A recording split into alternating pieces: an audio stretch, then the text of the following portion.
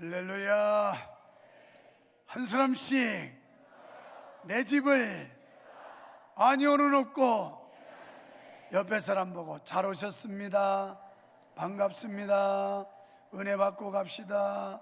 한 번 더 옆에 보고 우리 교회 옆에 보고요. 나 쳐다보니까 나는 우리 교회 좋다고 생각하는 사람이에요. 옆 사람 보고 우리 교회 좋은 교회입니다. 여러분 고백대로 되시기를 축원합니다. 여러분 우리나라 사람들은 선교하는데 유리한 조건이 몇 가지가 있습니다. 아무 때나 적응하는 사람들, 침대면 침대, 방바닥이면 방바닥, 흙바닥에서 뒹굴던 역사가 있어서 아무 데나 잠자리를 가리지 않고 자요. 또 언어적인 면에서 아주 탁월함이 있는데요, 여러분 우리말로 이게 긴가민가 하는 거, 이거 진짠가 잘 모르겠다. 일본 말로는 아리까리 합니다. 프랑스 말로는 알쏭달쏭해요. 또 인도 사람에게는 알간디 모르간디, 아프리카 사람한테는 긴가민가. 적어도 4개 국어는 지금 하고 들어가는 거예요. 그래서 한국 사람들은 선교하는데 유리한 조건을 갖추고 있다. 여러분, 한 나라의 흥망성쇠는 하나님이 주장하시고 하나님의 주권에 있는 줄 믿으시기 바랍니다. 우리 대한민국은 지금부터 68년 전 1950년 6월 25일 새벽 4시, 그것도 주일날 새벽에 소련제 탱크를 앞세우고 무자비한 공산군이 쳐내려와서 며칠 만에 서울은 완전히 점령당하고, 그리고 며칠 만에 전국이 다 점령을 당하다가 압록강을 벨트로 한 부산을 중심으로 한 경남 일부만 남아서 버티고 있었습니다. 풍전등화와 같은 나라, 이제는 더 이상 희망을 가지고 지탱할 수 없는 나라. 그 당시에 미국 대사는 이승만 대통령에게 이렇게 제안했답니다. 더 이상 희망이 없습니다. 그러니 정부를 일본으로 옮기십시오. 그러니까 임시정부로 그렇게 피난정부를 가라는 거죠. 그때 이승만 대통령은 권총을 흔들면서 이 총에는 실탄이 3발이 있습니다.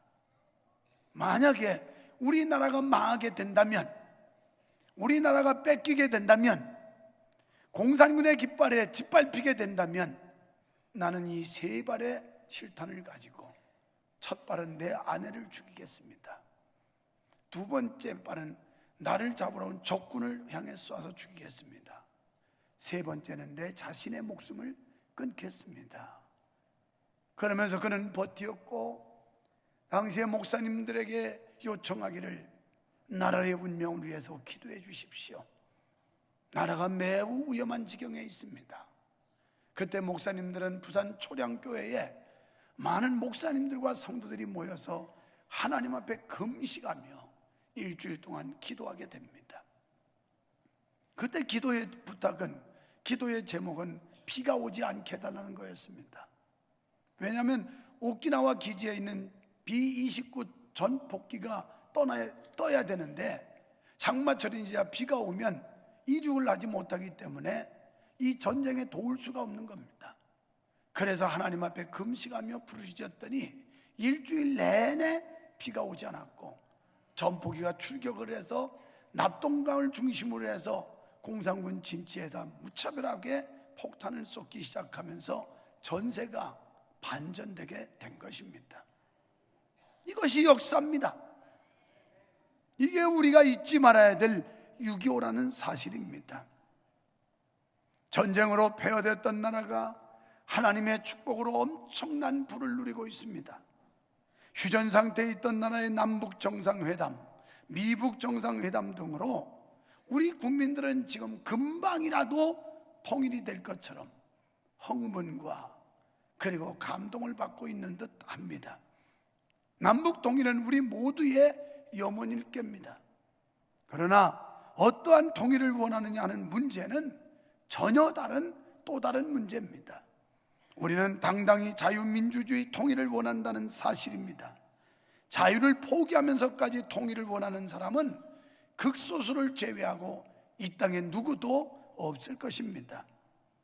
사랑하는 여러분, 자유총연맹의 총재인 박종환 회장이라는 분, 이분은 익히 알려진 대로 문재인 대통령의 절친입니다.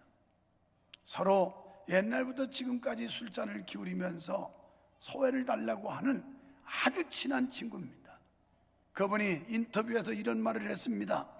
남북 화해가 이루어지고 설사 통일이 되더라도 자유민주주의 체제를 전제로 한 것이지 자유를 포기한 통일은 있을 수도 없고 해서도 안 된다. 동의하시면 아멘 합시다. 여러분, 그분은 현직 대통령과 절친이에요. 여러분, 아는 사람은 이미 다 보도돼서 알아요. 그러다가 얼마 전에 그분은 무슨 주장을 했냐면 학교 교과서에서 자유민주주의, 이 자유를 빼는 데 대해서 정면으로 반박을 했어요.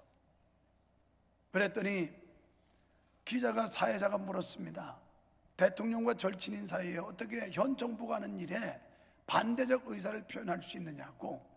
그랬더니 우리는 어떤 정치적 중립을 지키면서, 그러나 현 정부가 잘하는 건 지지하지만 잘못하는 건 당연히 꼬집고 반대할 용의를 가지고 있다. 이게 바른 정신이에요. 나는 그분의 기사를 보며 그래도 일말의 희망이 있구나.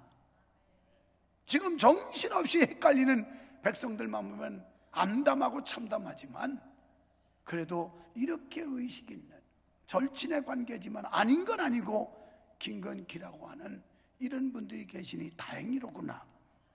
공산주의와 자유민주주의는 근본적으로 다릅니다. 그래서 자유민주주의를 찾아 남쪽으로 피난을 온 실향민은 천만에 육박하고 있습니다. 여러분, 이분들이 왜 정든 땅, 아까운 재산 다 내려놓고 월남을 했을까요? 그만큼 자유가 소중하기 때문이 아닐까요?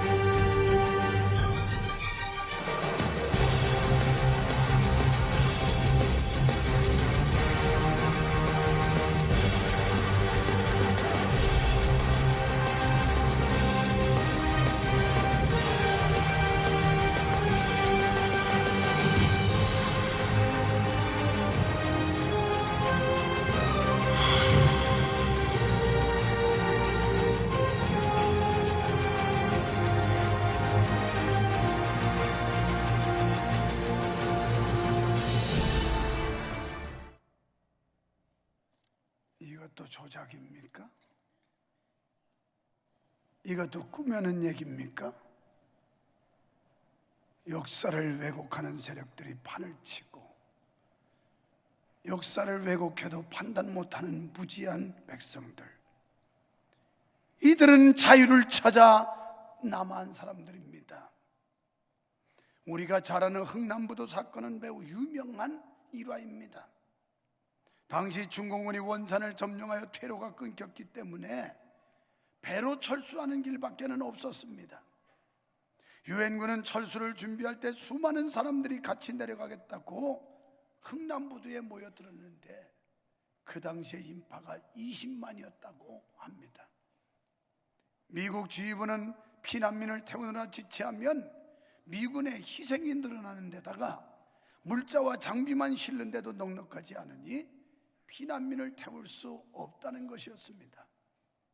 그때 한국 지휘관들은 피난민을 버리고 가느니 차라리 우리가 걸어서 후퇴하겠다고 반발했고, 이때 미 10군단 에드워드 알몬드 장군의 고문이었던 현봉학 박사와 김백일 장군 등이 끈질기게 요청해서 10만의 피난민을 흥남에서 태우고 내려올 수가 있었습니다.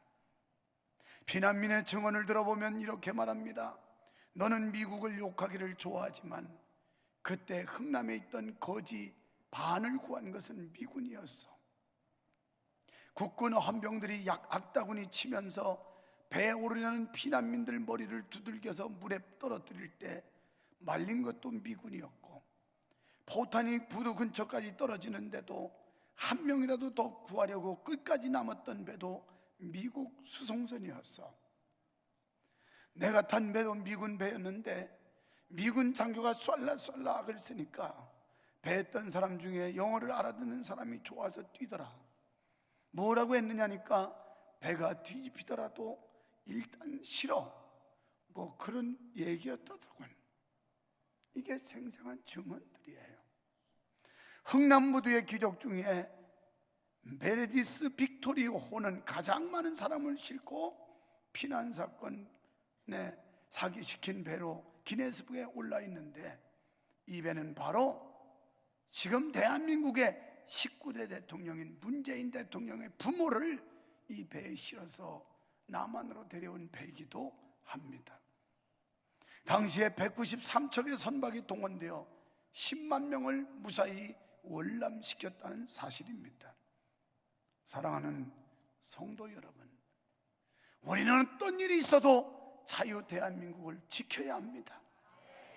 우리가 얻은 이 자유, 하나님의 은혜요, 하나님의 축복입니다.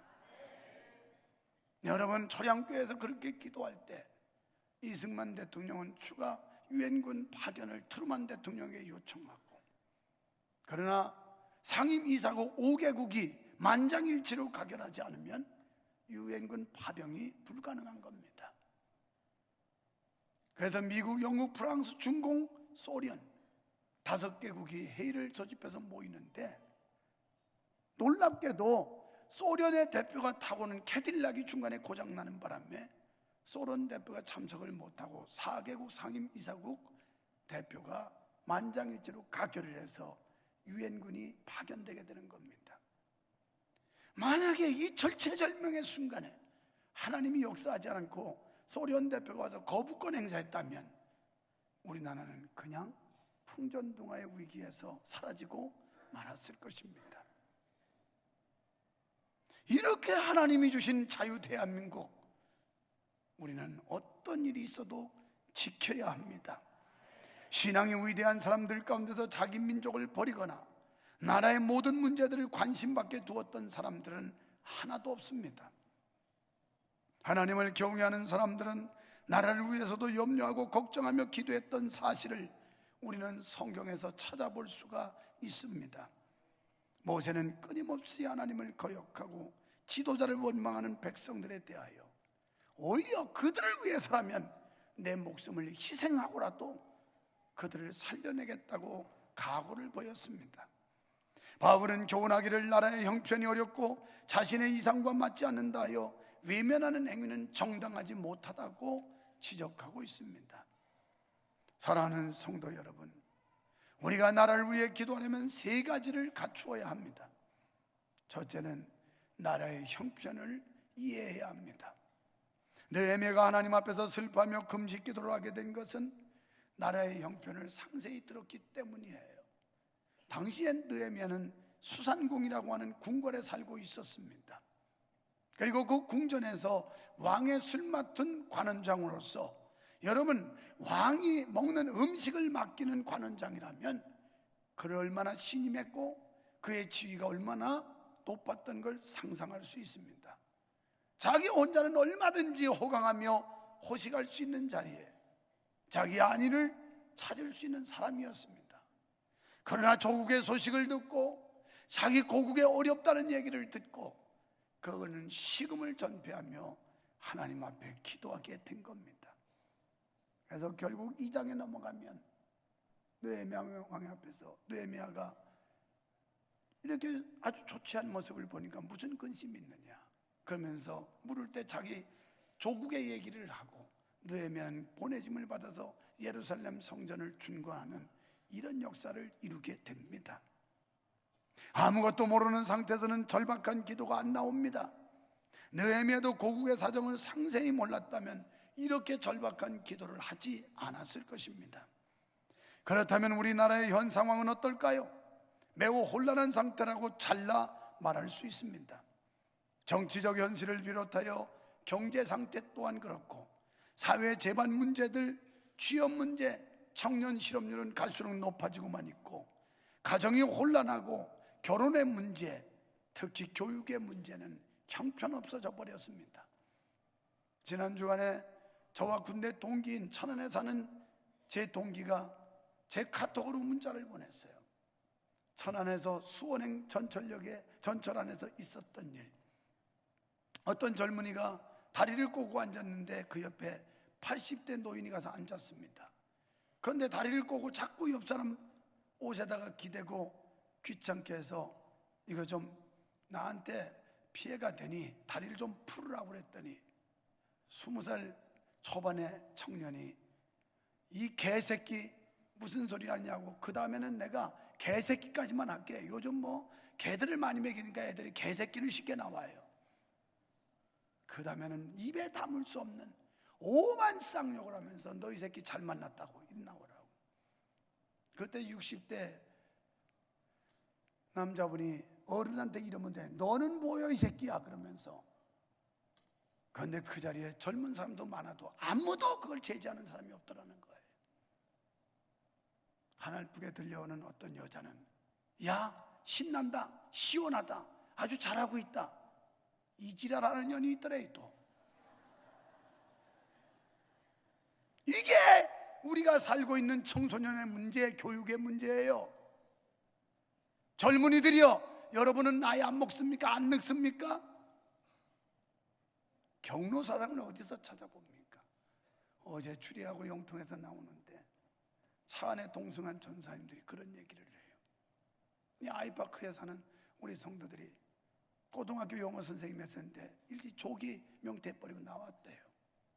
아니 그렇게 두 사람이나 아니 그렇게 좋은 직장을 왜 그만뒀냐고 그랬더니 아이고 그만두니까 너무 좋다고, 너무 후련하다고. 요새 무슨 사도가 있습니까? 위아래도 없고 스승도 제자도 없는 세상, 이 교육이 다 이렇게 말아먹었는데도 정신없는 백성들, 우매한 백성들은 아직도 판단을 못해요. 자업자득입니다. 여러분이 선택한 결과 여러분이 책임지는 겁니다. 그러면서 그 친구가 한탄을 해요. 이 지경이 됐다고. 이런 세상 무슨 살맛이 나겠느냐고. 왜 그래요? 가정교육부터 잘못됐고 학교교육부터 망조가 돼서 애들이 어른 공경할 줄을 몰라요. 위아래도 없고. 지금 우리나라가 이 지경입니다. 치안 및 범죄 문제, 문화적인 측면의 재반 여건들, 노인 문제, 청소년 문제, 복지시설 문제 등 이런 문제들을 분석하여 정확히 아는 게 필요합니다.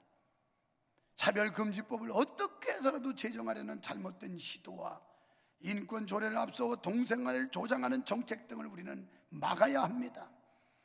게다가 이슬람의 확산을 막아야 하는데 장려하는 정책 등 현재 이슬람의 인구는 세계 인구 기독교의 29억 2천만 명에 비해 이슬람은 27억 6천만 명입니다.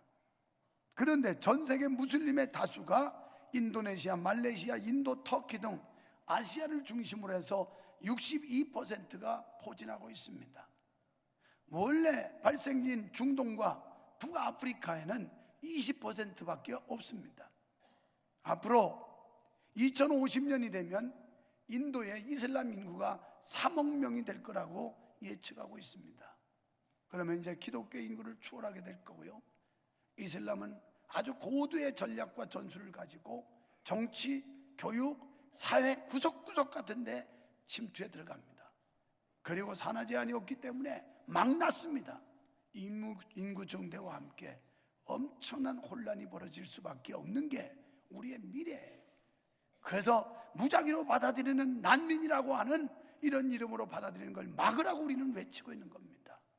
대한민국 국민과 사람이 어떻게 똑같단 말입니까? 여러분과 내가 이 땅에 태어나서 여기에 뼈를 묻고 그리고 세금을 내고 세워진 나라에 그냥 사람이면 누구든지 다 대한민국의 권리를 준다는 말이 어떻게 통한단 말입니까? 이게 팩트예요. 팩트. 이게 현실이고요. 문제를 알아야 처방을 내릴 수 있듯이 문제를 알아야 대비책을 세울 수가 있습니다. 성도들이 나라를 위해 기도하려면 무엇보다도 형편을 분명히 알아야 합니다. 우리나라의 영적 상태를 바로 알아야 돼요.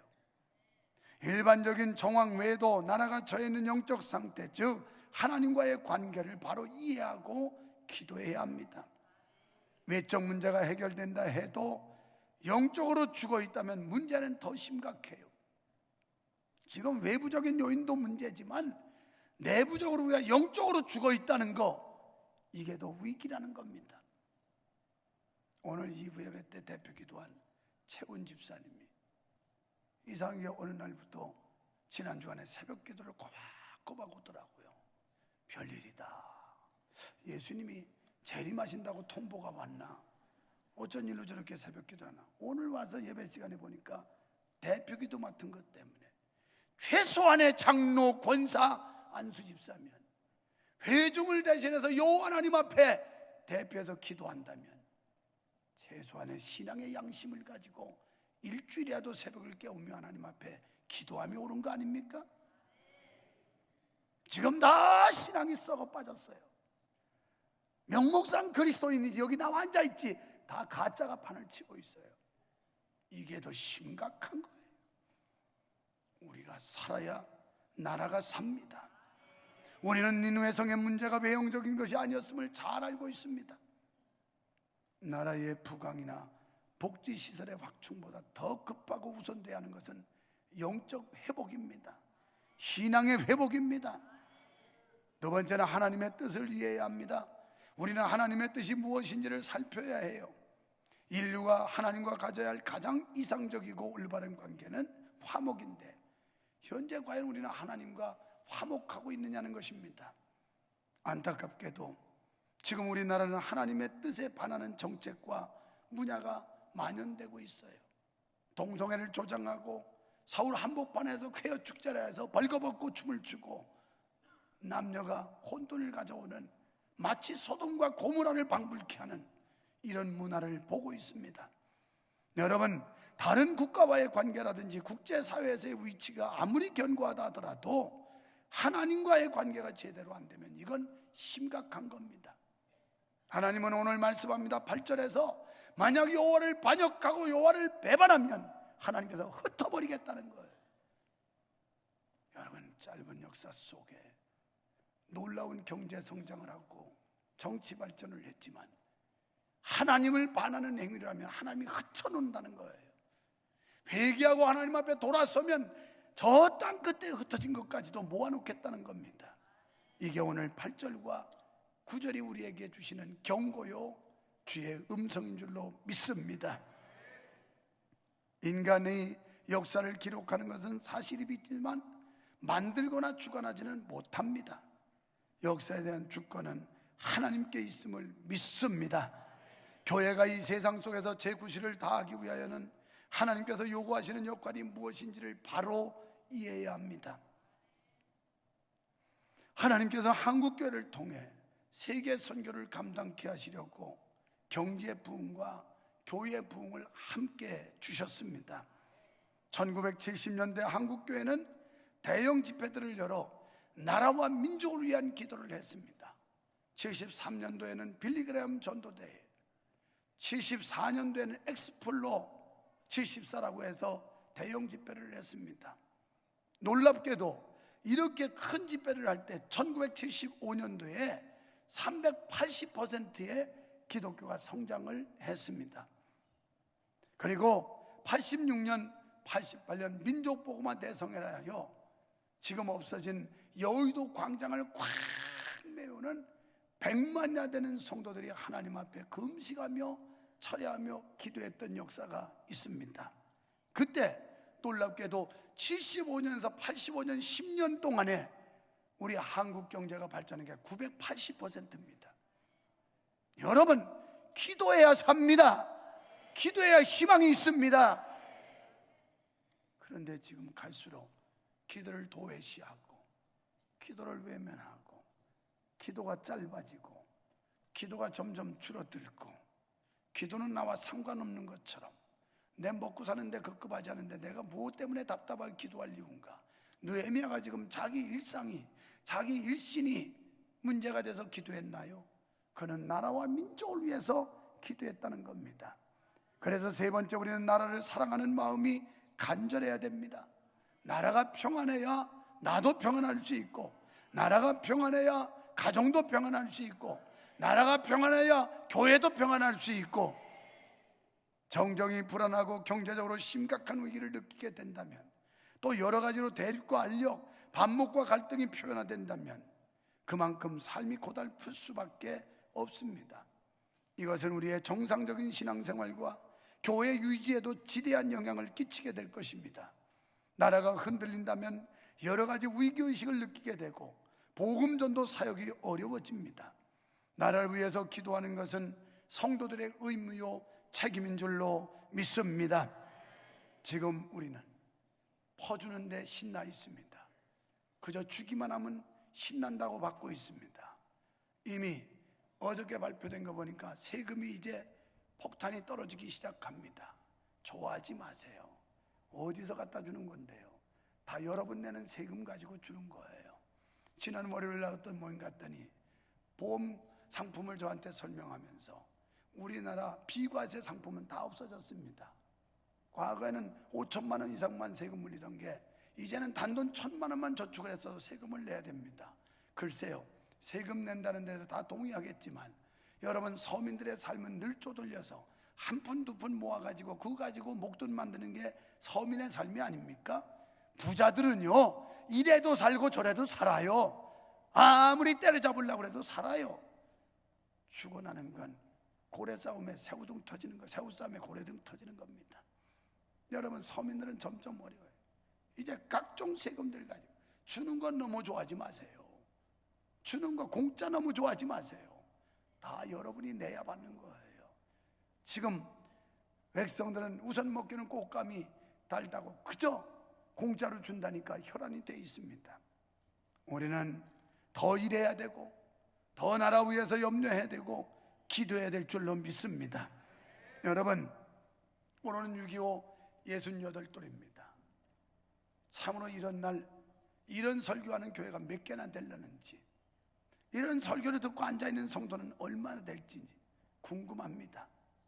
저요, 오늘 새벽에 고민 많이 했어요.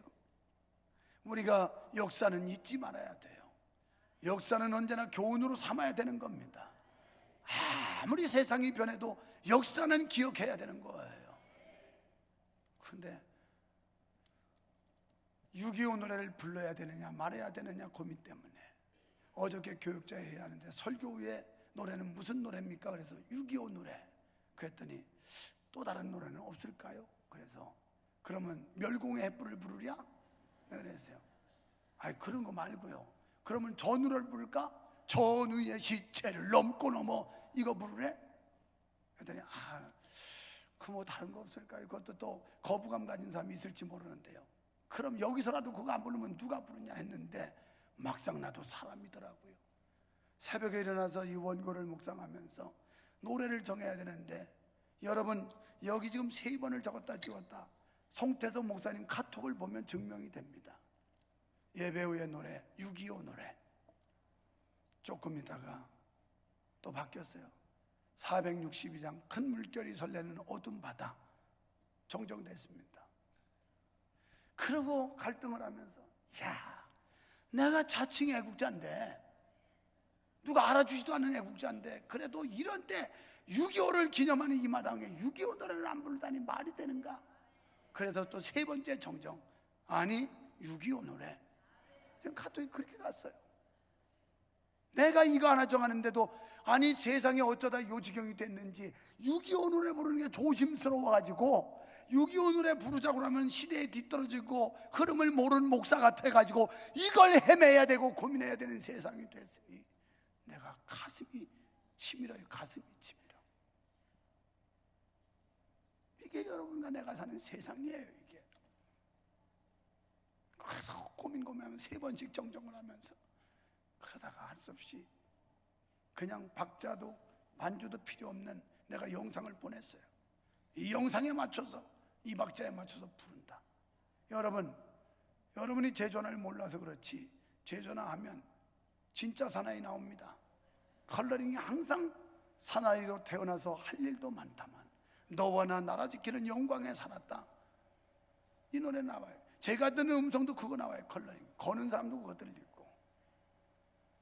그런데도 이렇게 당돌한 목사도 6.25 노래를 불러야 되느냐 말아야 되느냐 고민할 지경이라면 도대체 이 세상, 이 사회가 어떻게 돌아가고 있다는 거예요. 불러봅시다.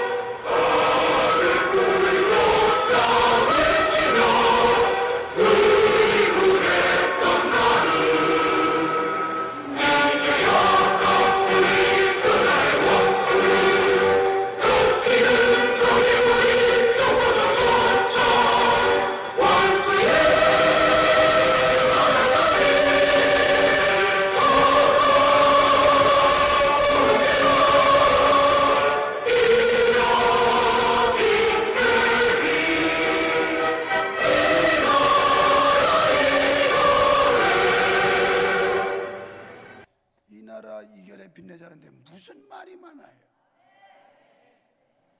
이걸 반감을 가진 인간은요, 여기 있지 말고 올라가야 돼요. 제발 좀 여기 살지 말고 올라가요. 나 같은 사람이나 살게. 그래도 3부 때는 1부, 2부 때 눈물을 다 흘려 나오지도 않네요. 1부, 2부 때는 눈물이 앞을 가려서 설교를 못했어요. 목이 매가지고. 좀 이 사람 애국자라는 거 좀 알아주세요. 하나님 아버지, 하나님이 기적같이 지켜준 나라, 자유민주주의 대한민국, 삼천리 강산 마르고 닳도록 지켜주시옵소서. 한나라의 흥망성쇠는 주의 주권에 있음을 고백합니다. 풍전동화 같은 이 나라 지켜주신 하나님의 은혜, 지금도 우리는 잊지 않습니다. 여호와 하나님께서 간섭하시고 하나님의 영광 위에 쓰는 백성 되게 하시고 우리나라를 인도하시고 축복해 주시옵소서. 예수님 이름으로 간절히 기도하옵나이다. 아멘.